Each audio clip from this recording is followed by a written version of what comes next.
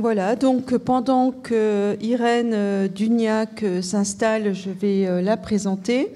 Donc Irène Duniac est docteure en design graphique. Elle a effectué sa thèse sous la direction de Christine Bugnet et Fabienne Denoual à Toulouse. Une thèse soutenue en 2017 qui porte sur les espaces graphiques transitoires dans les productions littéraires et éditoriales. Donc, elle pratique actuellement le graphisme en freelance et a créé une micro-maison d'édition avec Edith Mercier qui s'intitule Les Presses Fantômes. C'est à elle que nous devons le programme et l'affiche de ce colloque. Donc, une micro-maison d'édition qui publie des textes du domaine public et une revue graphique expérimentale. Donc, par ce biais, il s'agit pour elle d'interroger les différents procédés numériques, mécaniques, manuels et artisanaux. Ses recherches portent sur les liens entre l'imprimé et le numérique, sur les manières de rendre visibles par le dessin graphique les spécificités des textes de fiction. Et elle mène, parallèlement à cela, une réflexion sur les modalités de publication, afin de les renouveler, les modalités de publication de la recherche universitaire. Voilà, donc je lui laisse la parole. Merci beaucoup. Comme mes prédécesseurs, je remercie beaucoup les trois organisatrices de ce colloque, c'est vraiment très agréable d'être ici. Alors du coup, moi je viens vous parler d'édition. Donc j'ai intitulé ma communication publication expérimentale de la recherche incorporer l'aléatoire pour une réception fluide. En fait, quand je l'ai écrite, je me suis rendu compte que finalement ce que je vais vous présenter aujourd'hui, c'est vraiment un plaidoyer pour les beaux livres, puisque donc moi je suis avant tout graphiste. Peut-être même avant même d'être chercheuse, je pense que c'est comme ça que je me définis, même si j'ai pas à choisir, mais voilà. Je suis graphiste et j'aime les livres. Donc c'est pour ça que ma thèse elle a porté sur le design éditorial. C'est pour ça aussi que j'ai été intéressée par les thématiques du colloque, puisque la variabilité, la mutation, ce sont des thématiques qui touchent énormément l'édition numérique, comme on l'a vu précédemment. Donc c'est des thématiques qui m'intéressent beaucoup. Moi, je m'intéresse aussi beaucoup à la notion d'appropriation du livre. Donc, comment est-ce qu'un lecteur ou une lectrice peut marquer un livre? Quelles sont les relations qui se tissent entre ce lecteur, cette lectrice et les contenus qu'il ou elle est en train de lire? Et donc, depuis peu, voilà, ce goût du livre, il m'a amené à interroger les formes de la publication pour le milieu de la recherche.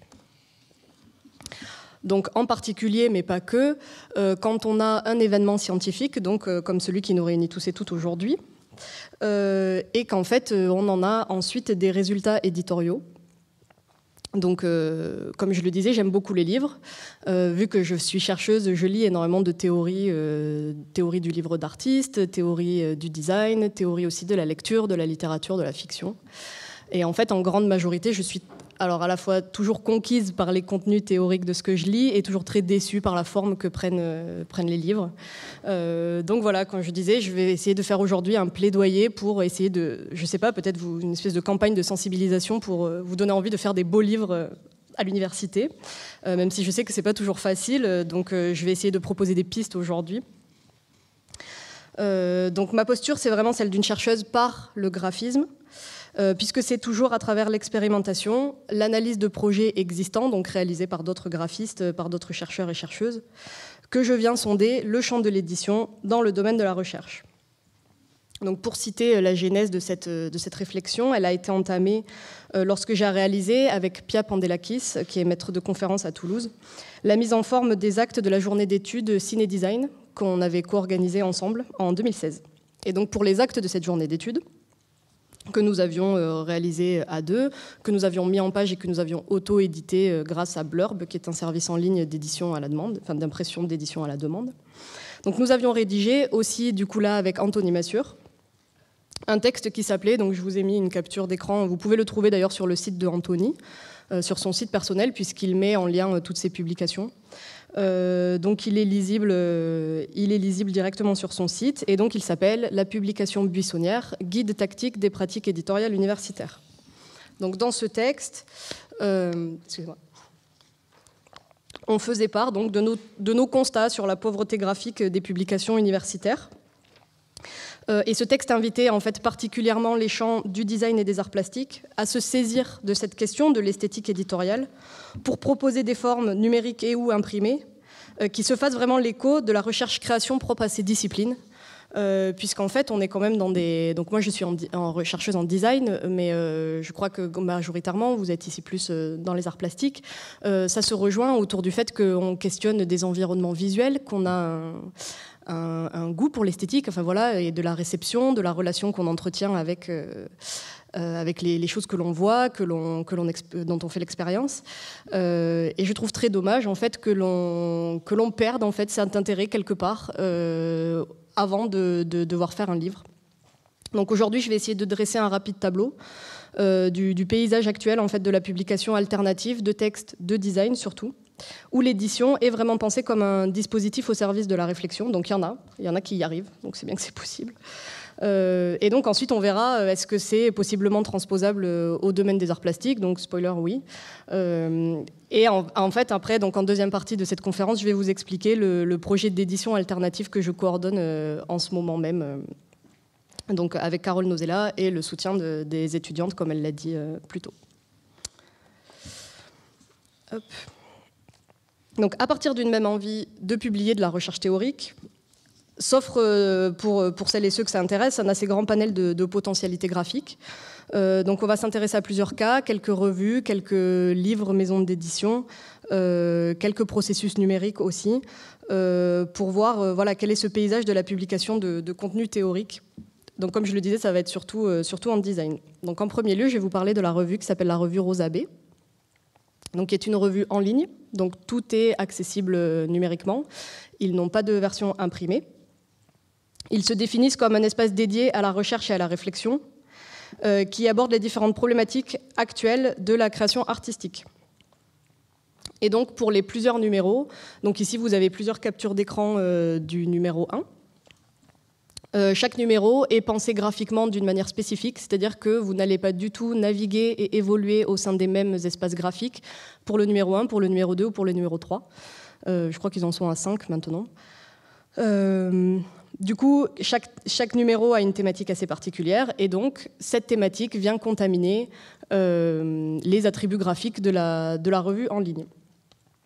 Donc on a un fond qui est pensé avec la forme. Moi j'aime beaucoup cette revue parce qu'elle implique des pratiques de lecture qui me plaisent beaucoup, qui sont celles de l'errance, de la déambulation, mais aussi de la manipulation, puisque l'exemple que vous avez tout en haut à gauche vous montre qu'en fait quand on arrive sur les différents articles qui sont publiés dans Rosa B, en tout cas dans le numéro 1, puisque c'est spécifique au numéro 1 cette mise en page, on a des images qui viennent se superposer sur du texte. Donc en fait, si on passe la souris sur l'espace texte, donc le fond blanc avec le texte en bleu, hop, c'est cette partie-là qui vient devant, et donc on peut le lire. Et puis ensuite on clique à côté, hop, on a de nouveau cette mosaïque des images qu'on peut bouger, sur lesquelles on peut zoomer. Et donc on a des éléments comme ça qu'on peut venir manipuler. Et donc le lecteur ou la lectrice est vraiment l'agenceur, l'agenceuse de cet espace graphique en fait qui est laissé à notre libre manipulation. Vous avez du coup, ça c'est le numéro 2, qui se présente en fait sur la page d'accueil comme un abécédaire, avec des étiquettes classées donc par ordre alphabétique. Et donc vous avez accès à des contenus théoriques en fonction de mots-clés. Et donc ensuite, quand vous choisissez sur un mot-clé, il n'y a pas d'exemple là, c'est bien dommage. Ah si, tout en haut, on le voit un tout petit peu, en dessous du i, on voit que c'était quand j'avais cliqué dessus. Et en fait, voilà, on a une liste, on voit le nombre d'occurrences dans la revue, et donc on peut cliquer sur ce mot, et ça va nous proposer les différents endroits où ce mot est cité, et ensuite, comme ça, on peut naviguer. Donc c'est vraiment, on navigue grâce à cette fresque typographique, en fait. Et donc, on n'a pas du tout, évidemment, une lecture linéaire des contenus. Donc on a comme ça une approche de la théorie qui est vraiment en creusé, qui est en recherche, qui est voilà, on tâtonne, on se balade. Donc ce sont des pratiques de lecture qui moi me plaisent beaucoup. Et alors mon numéro préféré, c'est le numéro 3, qui s'appelle Format standard, et dont les contenus théoriques questionnent voilà, cette question du format standard. Et donc en fait, quand vous arrivez sur ce numéro, il est vraiment très différent des deux autres, puisqu'en fait les deux autres, on voit qu'il y a des petits invariants. Là, sur celui-ci, c'est le petit carré dégradé avec le fond, avec écrit Rosa B, sur lequel on a le menu, enfin le sommaire en fait, qui se retrouve dans celui-là aussi. Alors pas tout à fait les mêmes typos, mais on a ce même rectangle aux mêmes proportions. Dans le numéro 3, tout ça, ça a disparu. On arrive sur cette page, on choisit la langue, et ensuite on arrive sur ça, qui nous explique comment est-ce qu'on va pouvoir se déplacer, et que donc très vite on comprend qu'on va se déplacer en zoomant, en faisant un zoom avant ou un zoom arrière. Et donc petit à petit, on dézoome, et on se rend compte qu'en fait cette page aide, elle est en fait noyée, elle est juste un élément graphique noyé au milieu de beaucoup d'autres. Donc la totalité de la revue, elle est là. Et en fait, on zoome petit à petit, et il y a les images sont en très petit, certains articles sont en plus gros, et en fait, de zoom en zoom, comme ça, on arrive à naviguer tout le temps dans des portions textuelles dont certaines sont énormes, dont certaines sont vraiment minuscules, et donc on joue comme ça sur on prend du recul, on se rapproche pour prendre connaissance des contenus. Et donc tous les numéros en fait, de Rosa B mettent vraiment en avant cet aspect modulaire de la matériaux qui sont à la fois plastiques et théoriques, parce que évidemment que l'expérience de lecture qu'on a de ces différents numéros, elle influence la réception qu'on va en avoir en tant que lecteur ou en tant que lectrice. Et donc voilà, on a cette espèce de thématique à chaque fois de la revue qui vient contaminer ces attributs graphiques. Donc ça, c'est une revue qui est numérique. Maintenant, je vais passer à une revue qui s'appelle 201. Qui est une revue qui a été initiée à Rennes, qui est une revue de recherche sur l'art du 19e et du 20e siècle, avec un fonctionnement universitaire. Donc il y a un comité de rédaction, un comité de lecture. Elle fait un appel à publication et elle publie des contributions. Et donc là, en fait, ce qui m'intéresse dans celle-ci, c'est pour ramener ça à la thématique de la variation et de la mutation, c'est qu'en fait, les attributs graphiques de la revue, d'une manière un peu décalée et un peu pied de nez, en fait, pour chaque numéro, les deux graphistes qui sont en charge de la revue prennent dans le domaine public, dans les périodes étudiées, en fait, des revues existantes. Donc ici, vous aviez la revue historique du droit français étranger. Et ils reprennent la maquette en copier-coller et font exactement la même chose pour les contenus de la revue de 01. Donc pour le suivant, on avait comme ça une petite revue d'une médiathèque, on avait la revue Sciences et Nature pour le numéro 3. Bref, voilà. Donc en fait, ça c'est vraiment un pied de nez au fait que normalement dans les milieux de l'art et du design, la copie, le plagiat, c'est quelque chose qui est pas bien, enfin qui est pas voulu, qui est pas recherché, qui est même fui. Et ici, c'est complètement assumé. Donc ce sont des contenus qui sont du domaine public, donc de toute manière leur maquette était libre de droit. Mais voilà, on a comme ça une récupération et donc une espèce de traduction quasi littérale en fait, avec cette revue ancienne, ces revues historiques du domaine public qui viennent muter pour être remises au goût du jour avec des contenus actuels de recherche théorique artistique. Donc moi j'aime beaucoup cette revue parce qu'en fait elle fait le lien avec le passé et ça c'est évidemment du coup en lien avec sa thématique de recherche. C'est donc bien la preuve qu'une revue de recherche en art plastique peut faire preuve de maquettes assez, alors on ne peut pas dire novatrice, mais en tout cas d'un principe qui l'est. C'est le cas aussi de la revue Futur, qui est une revue en ligne, qui est conçue par les mêmes graphistes que la revue 201, avec également à peu près la même équipe de publication. Donc là, ce qui m'intéresse, c'est qu'il publie, il travaille la revue à l'aide d'un outil collaboratif pour relire et pour éditer les textes. Donc ça fait le lien avec l'outil qu'on utilise, que les étudiantes sont en train d'utiliser actuellement pour prendre des notes collaborativement en ce moment même. Et donc la revue, graphiquement, elle est assez simple. Mais moi, je l'aime bien parce qu'on a l'impression de se balader dans un flux, dans une sorte de rivière. Donc en gros, on scrolle. À chaque chargement, les deux yeux changent. Donc je crois que j'en ai mis que 2 exemples, mais il y en a 5 ou 6 différents. Et donc dès qu'on retourne sur la page d'accueil de la revue Futur, on a cette paire d'yeux qui nous accueille, qui change à chaque fois. Donc comme mes prédécesseurs l'ont dit, voilà, le fait que le numérique se renouvelle en permanence, donc du coup là c'est assez... pardon, j'ai perdu le fil. C'est exploité voilà, pour la mise en page de cette revue. Et donc voilà, pourquoi je parle de revue, c'est que pour moi c'est l'espace vraiment, donc avec la revue Futur, la revue 201, la revue Rosa B, donc il y en a beaucoup d'autres. Pour moi la revue, c'est vraiment l'espace privilégié du croisement entre une recherche de contenu et de forme. Il y a énormément de revues de recherche théorique en art plastique, en design. Et donc, voilà, avec les exemples que j'ai montrés, il est intéressant de voir qu'il est possible d'avoir des espaces graphiques qui se fassent l'écho des contenus théoriques, qui participent d'une expérience de la réception de ces contenus théoriques et qui donc créent une expérience de lecture qui change, et voilà, qui soit esthétique et qui soit spécifique au contenu. Mais c'est possible de le faire aussi pour des livres, même si évidemment au niveau budget c'est un peu plus compliqué. Donc je vais parler assez rapidement de 2 maisons d'édition. Donc la première c'est la maison d'édition Zone Sensible, qui est basée à Bruxelles, qui propose une assez petite sélection, donc ils sont vraiment sur une sélection très qualitative de livres de sciences humaines, et qui défend dans son manifeste une vision ce qu'ils appellent le livre-échange. Donc voilà, petit jeu de mots avec le libre-échange. Et donc en fait, ils mettent certaines parties des textes qu'ils publient en ligne gratuitement sur leur site, en PDF et téléchargeable. Et en fait, ils sont tirés à assez peu d'exemplaires, et ça, c'est pour pouvoir se focaliser sur la fabrication de livres qui soient beaux. Donc ici, il y en a quelques exemples avec des couvertures qui sont prédécoupées, avec des mises en page qui sont spécifiques, avec parfois des petits systèmes de lecture en fait, qui viennent dynamiser l'expérience de la lecture, avec des couvertures toujours très travaillées.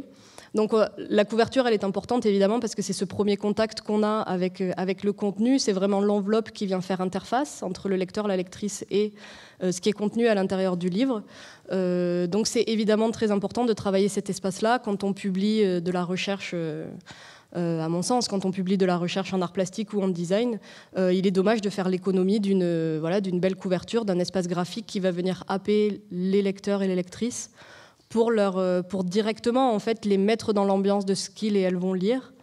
Donc voilà, et on a aussi la maison d'édition B42, qui est assez connue, je ne sais pas si je vais en parler très longtemps, donc qui publie surtout des textes théoriques donc, du domaine visuel, en fait, puisque c'est leur spécialité, graphisme et environnement visuel. Donc j'aime bien cette maison d'édition parce qu'elle me permet en fait de montrer qu'il est possible de faire des livres qui soient toujours graphiquement très réussis, tout en ne faisant pas l'économie d'une pensée théorique rigoureuse. Puisque alors donc personnellement je fais des études de la recherche en design. Les textes publiés par B42, ce sont toujours les références en termes de théorie dans ce milieu-là. Donc, ils travaillent avec les graphistes, beaucoup avec le studio de Valence. Donc, je vais vous montrer quelques exemples. Ce qui me plaît bien chez eux, c'est que chaque livre est créé au cas par cas. Donc, ils ont quelques collections où les livres ont la même maquette éditoriale, mais il y en a très peu. Ils ont 2 collections. Et sinon, les autres sont hors collection et on a vraiment des principes graphiques qui changent, qui varient en fonction des contenus. Donc, chaque livre est conçu au cas par cas. Donc on a comme ça, quand on arrive sur leur site, c'est ce qui se voit en fait sur la première image que j'ai mise, une variabilité des formes en fait, qui finalement ne sont fédérées autour de aucun parti pris graphique spécifique, mais qui font sens par rapport au texte de théorie qu'ils contiennent. Et en particulier, je vais parler de celui-ci, puisque c'est un livre qui s'appelle « L'écartelage ou l'écriture de l'espace » d'après Pierre Faucheux, et ce livre contient les actes d'une journée d'études qui s'était tenue à Toulouse, si je ne dis pas de bêtises, en 2013, qui ont donc été publiés après chez B42. Et donc celui-là m'intéresse parce que la mise en page est somme toute assez simple. Elle est en bichromie, violet et vert pour les textes, avec certaines pages d'images en couleur, avec des livrets spécifiques. Donc je ne vais pas parler de Pierre Faucheux, mais voilà, c'est un graphiste éditorial qui est fondateur en fait dans l'édition française. Et donc, c'était une journée d'études qui lui était consacrée, qui était consacrée à son héritage actuel. Et la mise en page, en fait, fait des références très subtiles en fait, à son travail, justement, puisqu'il travaillait des collages dans ce qu'il appelait ses écartelages. On a une mise en page qui vient jouer avec les décochages du texte. Donc voilà, il y a des petits clins d'œil. En fait, il y a des traductions graphiques des principes du travail de Pierre Faucheux qui ont contaminé les attributs de la mise en page, tout en restant dans une mise en page qui reste très lisible et qui reste évidemment très agréable à lire. Donc on a voilà, l'exemple ici d'une traduction d'un événement sous forme éditoriale, d'une manière qui est pensée en accord avec les contenus. Et donc ici, le design graphique vient vraiment appuyer le propos et le fond est légitimé par la forme. C'est-à-dire que, voilà, évidemment, à mon sens, on ne peut pas publier un ouvrage qui parle de Pierre Faucheux sans soigner la forme parce que ça serait complètement délégitimisant. Et donc j'en arrive à cette partie que j'ai intitulée « Invitation à muter ». Donc voilà, puisque je le disais, cette conférence est un peu une invitation pour les chercheurs et les chercheuses en art plastique, en design, à vouloir eux aussi faire des beaux livres comme ceux que j'ai, ou les belles revues comme celles que j'ai montrées. Donc moi, ce qui me marque beaucoup, c'est que donc, des livres de théorie d'art plastique que je lis sont souvent dédiés aux livres d'artistes. Et donc étudie énormément voilà, des principes d'édition alternatifs, expérimentaux, étranges, innovants, manuels, voilà, qui s'interrogent en fait sur les attributs du livre et sur son statut d'objet, sur ses conditions de réception, mais en fait ces questionnements ne contaminent pas du tout l'aspect des livres qui contiennent ces théories. Donc à chaque fois que j'en ai lu, j'ai toujours trouvé ça très dommage. Donc il est assez, après avoir vu les exemples que j'ai montrés, évidemment il est facile d'imaginer une dynamique graphique qui pourrait venir petit à petit s'installer dans les publications de la recherche universitaire. Mais du coup aussi, pour moi, la recherche universitaire peut s'emparer et participer aux différentes actions qui sont menées par plusieurs collectifs pour questionner les modalités de publication au sens large. Donc, par exemple, je ne sais pas si vous avez entendu parler du collectif Protocole Pre-Post-Print. Donc voilà, qui en fait cultive un intérêt. Donc c'est comme ça qu'ils se présentent. Ils disent Pre-Post-Print cultive un intérêt pour les procédés de création graphique et les systèmes de publication libres, considérés comme alternatifs ou non conventionnels. Donc cette initiative, elle est née d'un constat qui est surtout basé sur les outils, puisque ce constat, c'est que les logiciels traditionnels de mise en page et d'édition sont figés, ils sont fermés, ils sont coûteux, puisqu'on doit payer des licences, ils sont cloisonnés et du coup ils sont cloisonnants. Et donc, eux réfléchissent à des systèmes de mise en page, de publication entre le print, le web, le pendant, l'après. Donc, ils ont organisé un workshop voilà, où ils les invitaient à questionner les modalités de publication, de mise en page par le web. Et donc, eux se focalisent sur la création d'outils qui permettent à la fois l'écriture collaborative, à la fois la mise en page collaborative et les liens entre une mise en page qui va être adaptée pour la surface du web ou une mise en page qui va être destinée à l'impression. Donc comme ça, comme le montre bien leur schéma, dans un cercle permanent comme ça d'échange entre les différents supports et les différentes pratiques. Donc ça, c'est important parce que c'est une pratique qui est expérimentale, qui vise à renouveler comment est-ce qu'on utilise le web, comment est-ce qu'en tant que designer, en tant qu'artiste, pourquoi pas, on pratique l'édition. Et donc, voilà, il est intéressant de voir aussi qu'il est possible d'utiliser ces pratiques collaboratives, ces pratiques alternatives dans des dynamiques de recherche.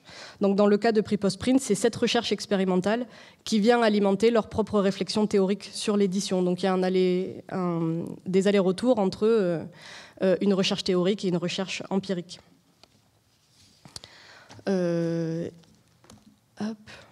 Après, un autre projet qui m'intéresse beaucoup, ce sont les 3 publications qui s'appellent Point Texte. Donc il y en a 3. Ils sont coordonnés par Annick Lantenoy. C'est chez B42, là encore. Et ces 3 livres en fait, contiennent des articles qui sont rédigés par les étudiants et les étudiantes de l'option design graphique de l'École supérieure d'art et de design de Grenoble-Valence. Donc ce sont des articles qu'ils écrivent pour leur diplôme de DNSEP. Et qui sont publiés, comme je le disais, dans une maison d'édition qui publie des textes de référence en théorie du design graphique. Donc ce qui m'intéresse ici, c'est la place accordée aux étudiants et aux étudiantes au sein d'une maison d'édition qui se spécialise dans une recherche rigoureuse.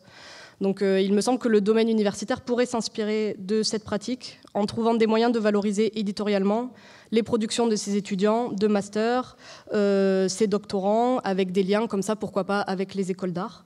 Et donc c'est pour ça que je suis assez ravie qu'on ait la chance d'avoir des étudiantes de plusieurs niveaux, puisqu'on a des L3, des Master 1, des Master 2, qui participent à la création de contenu et à la captation de ces 3 journées de colloques. Et donc je suis très contente de faire intervenir des étudiantes dans un processus de publication universitaire. Et voilà, après, on peut parler rapidement de la petite bibliothèque infernale du Bureau du Doute. Ça, c'est à l'ISDAT, donc à Toulouse, l'école d'art de Toulouse, qui a été actif entre 2008 et 2012. Et donc, c'est un site qui recense toutes les expérimentations éditoriales de ses étudiants et de ses étudiantes sur cette période. Donc, on peut cliquer à chaque fois sur les liens et avoir accès à des mosaïques de photos complètement en bordel, là encore, où il faut les manipuler. Pour prendre connaissance des différentes... voilà, ce sont des expérimentations qui ne contiennent pas de théorie, mais je trouve ça très intéressant en fait que les professeurs qui encadraient ces ateliers de création éditoriale aient eu envie de valoriser le travail de leurs étudiants et de leurs étudiantes et de le faire exister sur le web. Et donc ça nous amène voilà, à l'expérimentation éditoriale, donc celle qui est en cours actuellement pendant ce colloque. Donc ce que je veux essayer de faire, c'est de valoriser les phases d'expérimentation. Donc évidemment que l'édition qu'on est en train de créer, elle vise pas du tout à se substituer à une publication dite rigoureuse de recherche avec les différents articles écrits par les intervenants et les intervenantes.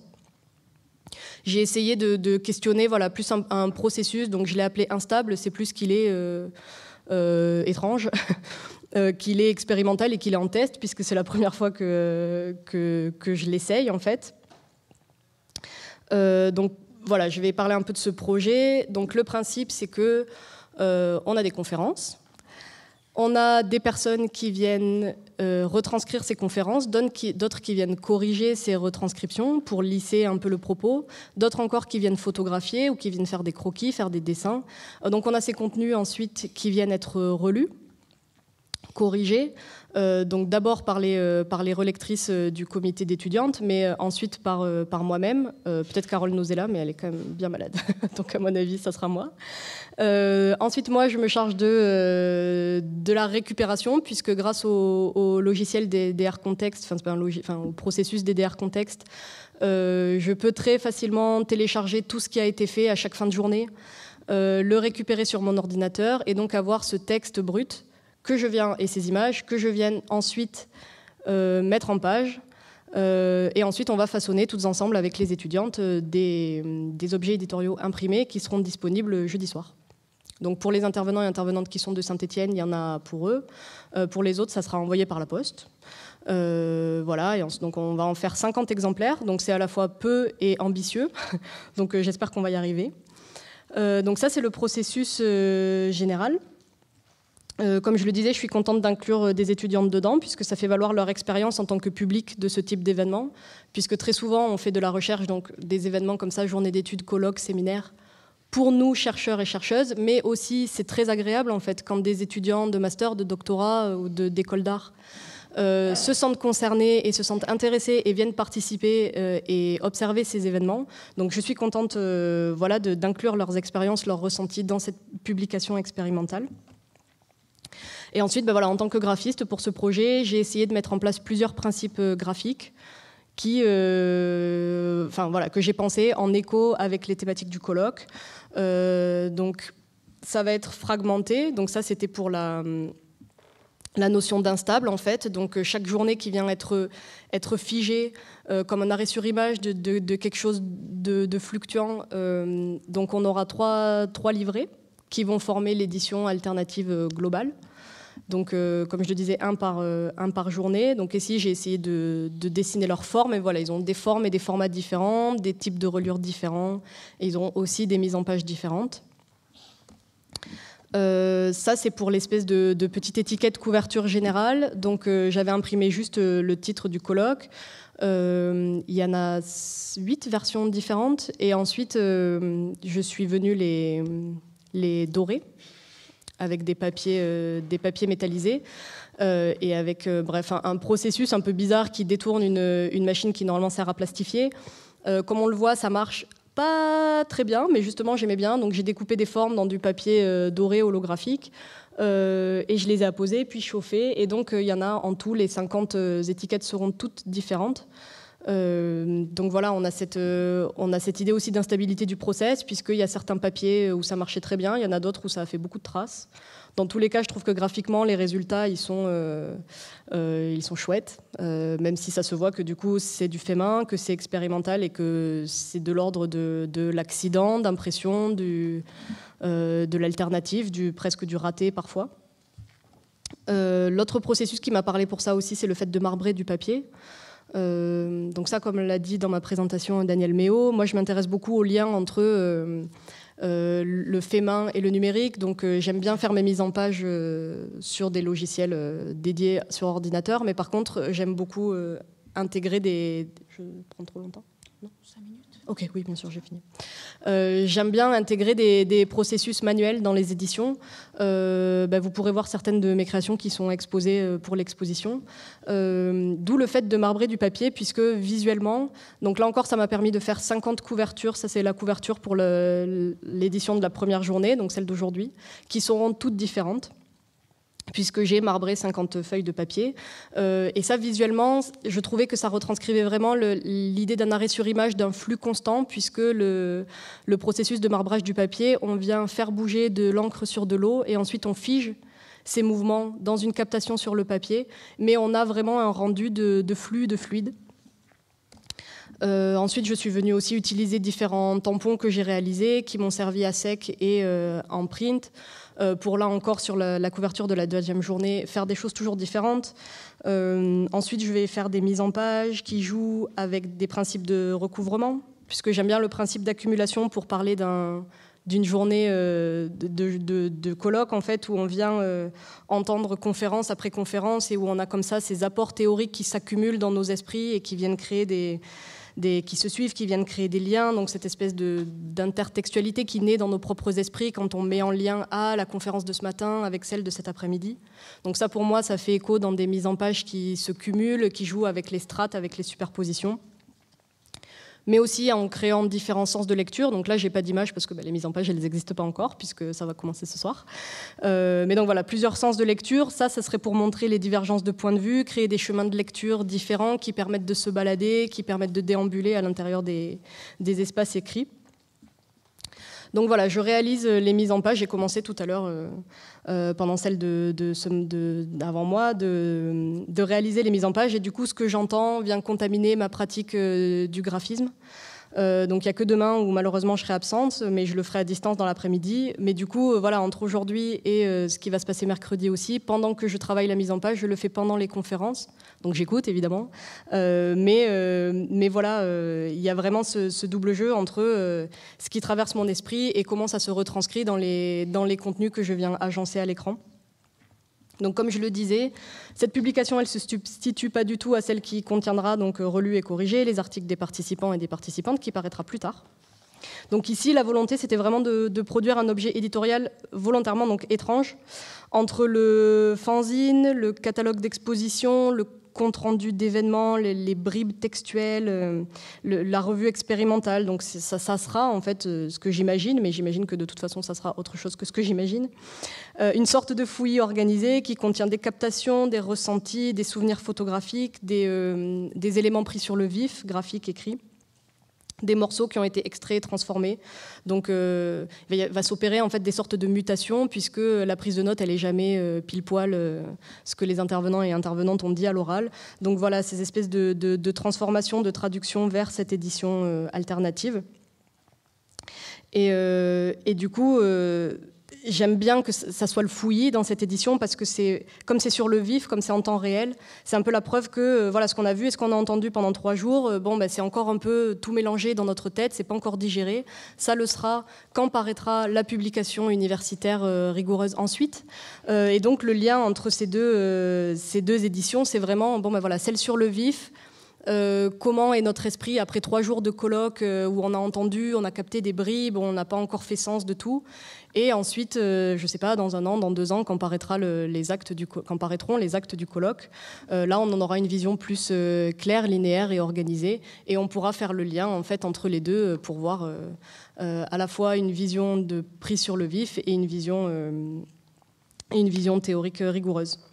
Donc pour conclure, voilà, c'est vraiment ce que je voulais faire passer ici, c'était une invitation à s'emparer des contraintes dont on fait tous, c'est tout l'objet quand on veut publier des textes universitaires, de s'en emparer, de les contourner, d'investir des étudiants, des étudiantes, des designers graphiques, des chercheurs, des chercheuses, pour tous ensemble créer voilà, des éditions alternatives et nouvelles. Merci.